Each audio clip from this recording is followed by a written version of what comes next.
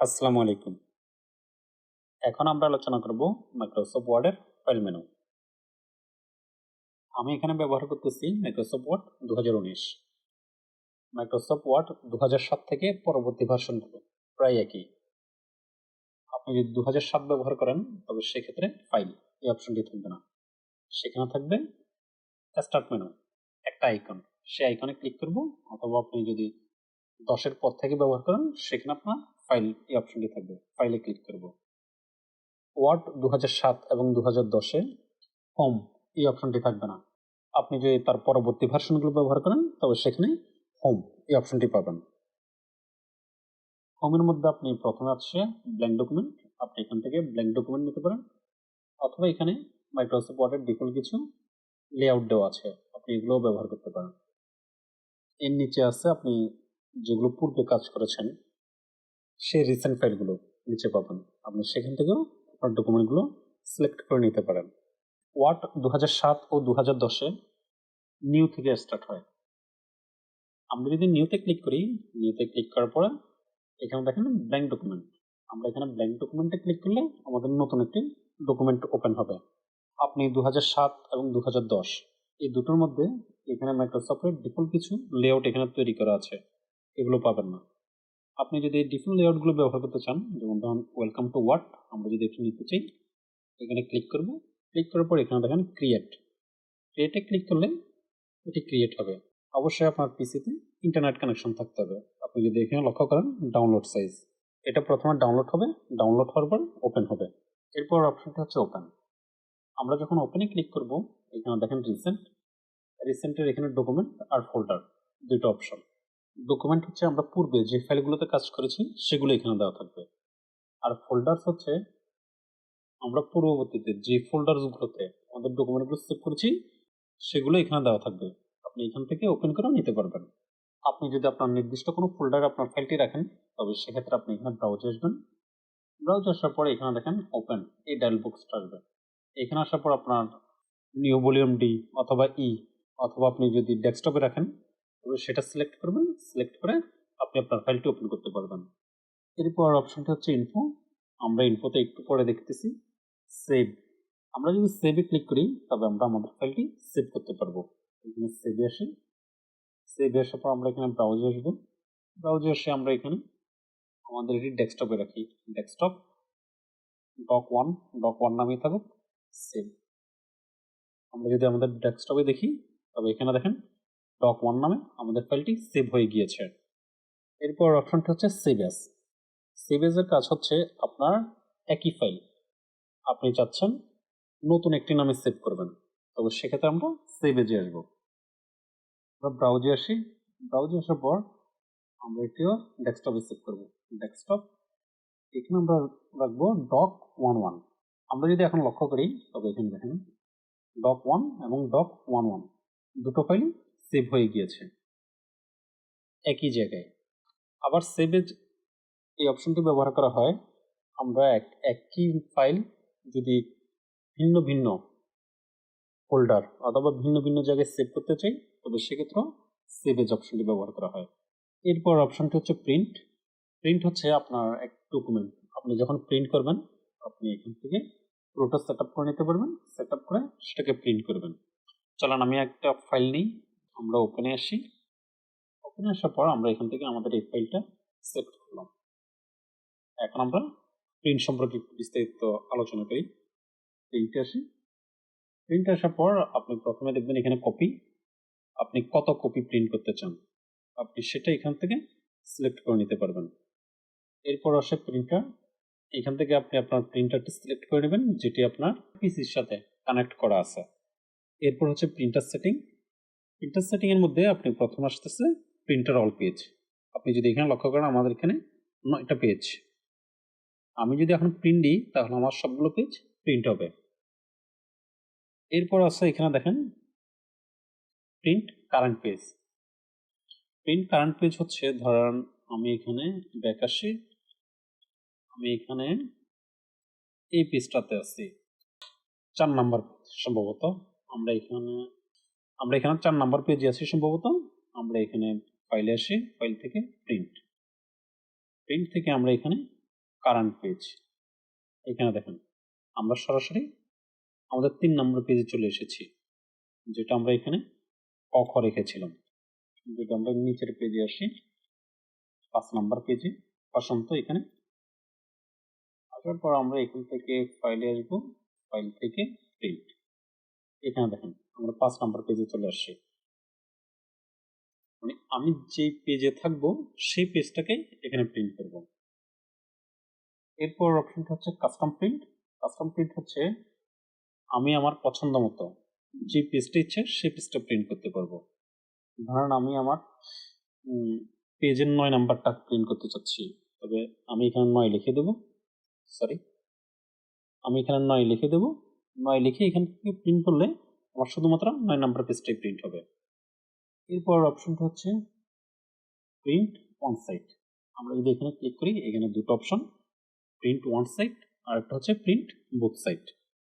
কিছু কিছু প্রিন্টার আছে যেগুলো বোথ সাইড প্রিন্ট করতে পারে, তবে আপনার প্রিন্টার যদি বোথ সাইড প্রিন্ট অপশনটা না থাকে তবে সেক্ষেত্রে আপনি এটি ব্যবহার করতে পারবেন না। যদি আপনার প্রিন্টারে বোথ সাইড প্রিন্ট করতে পারে তবে সেক্ষেত্রে আপনি এটি সিলেক্ট করতে পারবেন। এরপর অপশনটা হচ্ছে পোর্ট্রেট ওরিয়েন্টেশন, ল্যান্ডস্কেপ ওরিয়েন্টেশন, মানে আপনার পেজটাকে আপনি পোর্ট্রেটে করতে যাচ্ছেন নাকি ল্যান্ডস্কেপে করতে যাচ্ছেন সেটি আপনি এখান থেকে সিলেক্ট করে নেবেন। এরপর আস্তে আস্তে পেজ সাইজ, আপনি আপনার ডকুমেন্টটা কোন পেজে করতে যাচ্ছেন, লেটারে না A4 অথবা A5 লিগ্যাল, যেটা আপনি কোন পেজে করতে যাচ্ছেন সেটা আপনি এখান থেকে সিলেক্ট করে নিতে পারবেন। এরপর আস্তে আস্তে আপনার যে পেপারটা, সেই পেপারে মার্জিন কতটুকু রাখবেন আপনি এখান থেকে মার্জিন সিলেক্ট করে নিতে পারবেন। এরপর হচ্ছে যে পার শিট, পেজ 1 পার শিট। আমরা যদি এখানে ক্লিক করি, এখানে দেখেন 1 2 4 6 এখানে দেওয়া আছে। আপনার ডকুমেন্ট অনুযায়ী আপনি কিভাবে প্রিন্ট করতে যাচ্ছেন সেটাই আপনি এখান থেকে সিলেক্ট করে নিতে পারবেন। অথবা আপনি যদি এখানে নিচে লক্ষ্য করেন পেজ সেটআপ, পেজ সেটআপে ক্লিক করলে এখানে যে অপশনগুলো আছে সেম এই অপশনগুলো এখানে। প্রথম হচ্ছে মার্জিন, এরপর হচ্ছে ওরিয়েন্টেশন, এরপর হচ্ছে পেজ। এরপর আমরা যদি পেপারে আসি, এখানে হচ্ছে আমাদের পেপার সাইজ, পেপারের আপনি অথবা আপনার কাস্টম এখান থেকে ব্যবহার করতে পারবেন। এরপর হচ্ছে লেআউট, লেআউটের মধ্যে আছে আপনার হেডার এবং ফুটার, মানে উপরে এবং নিচে আপনি কতটুকু জায়গা খালি রাখবেন। এখানে পেজ প্রিভিউটা দেখতে পারবেন। এখানে যে অপশনগুলো আছে পেজ সেটআপের মধ্যে একই জিনিসগুলো আছে। আমরা সাধারণত পেজ সেটআপ এখান থেকে করি না, পেজ সেটআপ আমরা করতে করি পেজ সেটআপ আমরা লেআউটে আসি, লেআউট আসার পরে এখানে দেখেন পেজ সেটআপ।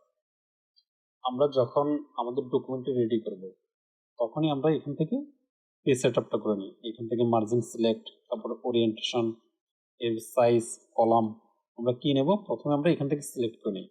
সিলেক্ট করার পর আমরা যখন প্রিন্ট করব প্রিন্টে আসি, প্রিন্টে আসার পর আমরা কোন পেজটা প্রিন্ট করতে চাই, যদি কোনো কাস্টম থাকে তবে আমরা এখান থেকে কাস্টমে আসি, অথবা যদি আমরা পুরো ডকুমেন্ট করতে চাই তাহলে অল পুরোটাই নিয়ে নিই। কয় কপি করতে চাই সেটা এখানে দিয়ে দেব, আর আমরা আমাদের প্রিন্টারটা কানেক্ট করে নেব। কানেক্ট করার পর প্রিন্টে ক্লিক করলে আমাদের পেজগুলো প্রিন্ট হয়ে যাবে। এরপর অপশনটা হচ্ছে শেয়ার। শেয়ার এই অপশনটি আপনি যেগুলো আপডেট ভার্সন, যেমন 19 21 23 এগুলোতে পাবেন, তার নিচের ভার্সনগুলোতে পাবেন না।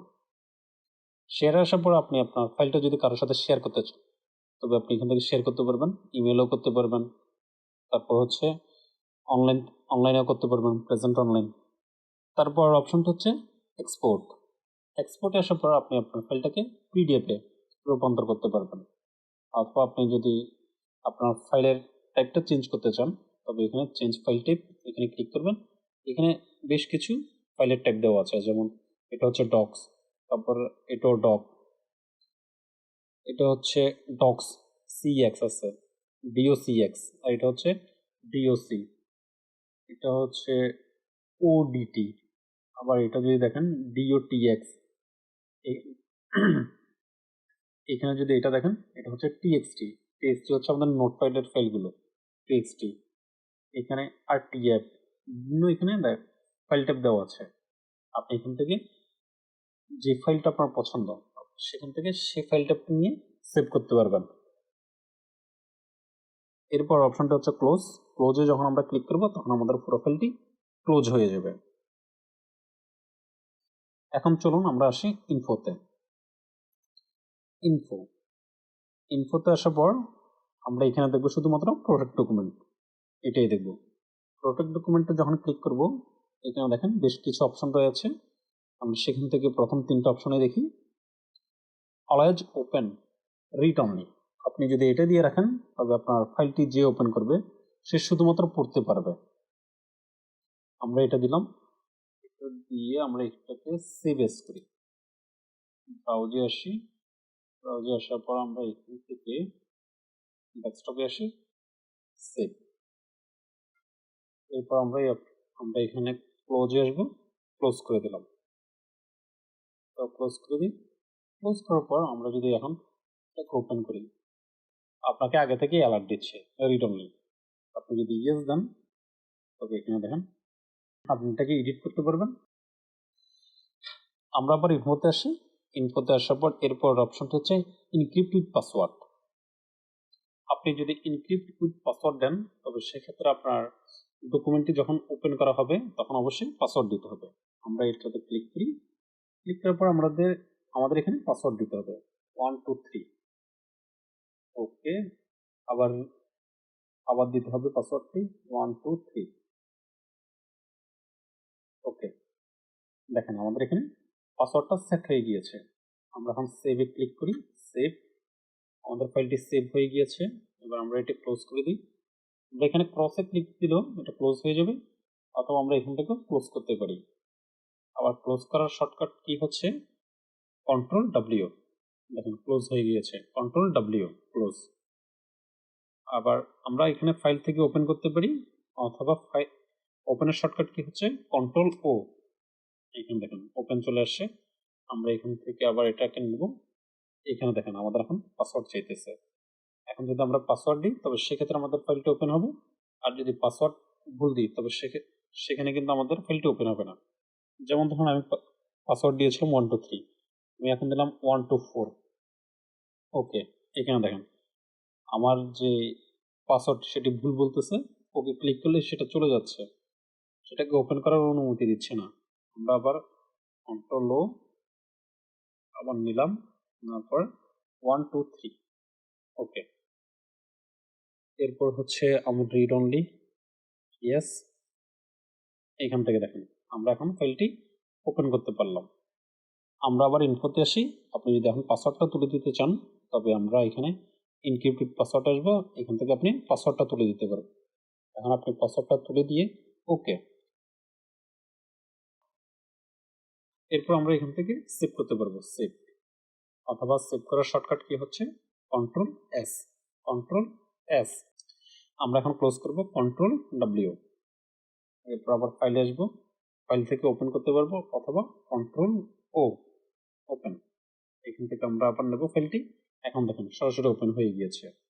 কিছুক্ষণ আগে আমরা যখন ওপেন করতেছিলাম তখন আমাদের কাছ থেকে পাসওয়ার্ড চেয়েছিল, কিন্তু এখন আমরা পাসওয়ার্ডটি ডিলিট করে দেওয়াতে এখন আর পাসওয়ার্ড চাইলো না। আবার ইনফোতে আসি।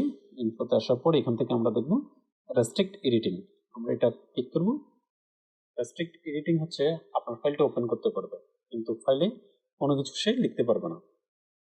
তবে সেক্ষেত্রে আমরা এখান থেকে প্রথম 1 2 দুটোকে টিক চিহ্ন দেবো। এরপর এটা এভরিওয়ান অপশনাল, এটা আপনি দিতেও পারেন নাও দিতে পারেন। 3 নম্বর অপশন ইয়েস, এখানে ক্লিক করবো। ক্লিক করার পর আমরা এখান থেকে পাসওয়ার্ড দিতে পারবো 1 2 3। আবার রিপাসওয়ার্ড 1 2 3। ওকে, আমরা এখন এটা ক্লোজ করে কন্ট্রোল এস, কন্ট্রোল ডাব্লিউ করি। এটা ক্লোজ হয়ে গিয়েছে, কন্ট্রোল ও। ওকে, এখন দেখেন আমাদের ডকুমেন্টটি ওপেন হয়েছে। আপনি যদি উপরে লক্ষ্য করেন তবে এখানে দেখেন আমাদের এডিটের সবগুলো অপশন কিন্তু চলে গিয়েছে। আমরা যদি এখানে কোনো কিছু লিখতে চাই তবে এখানে দেখেন আমার সরাসরি এখানে বলতেছে স্টপ প্রোটেকশন। আমি এটা যখন স্টপ করব তখনই আমি শুধুমাত্র এখানে এডিট করতে পারবো। আপনি এখানে দেখেন আমার কোনো কিছু টাইপিং আসতেছে না, আমি যতই কিছু টাইপ করি এখানে আসতেছে না। আবার স্টপে আসবো। স্টপে আসার পর আমাদের পাসওয়ার্ডটা দেবো 1 2 3। ওকে, এখন দেখেন, এখন আমি চাইলে যে কোনো কিছু লিখতে পারি। বুঝেছেন? আশা করি আপনারা ফাইল বানানো সম্পর্কে বুঝতে পেরেছেন। আজকের মতো এতটুকুই। খোদা হাফেজ।